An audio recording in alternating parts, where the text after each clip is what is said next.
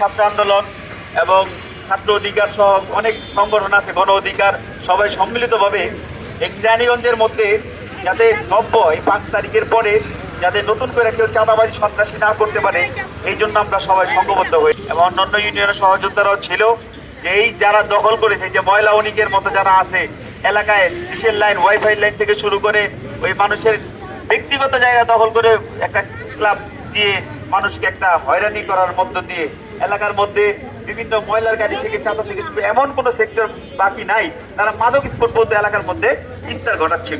প্রতিবাদ করার কারণে তারা যেই অতর্কিতভাবে বহিরাগত সন্ত্রাস এনে আমার উপর যে হামলাটা, মর্মান্তিক হামলাটা চালায়, এটা আসলে এটা খুবই দুঃখজনক। এলাকার আমরা এলাকাবাসী, এলাকার স্থানীয় জনতা, আমরা এলাকার জন্য কাজ করছি। এলাকার মধ্যে যদি এই কাজ করতে যে আমাদের উপরে এইভাবে একটা হামলা হয়, তাহলে সাধারণ ছাত্র জনতা তো বসে থাকবে না।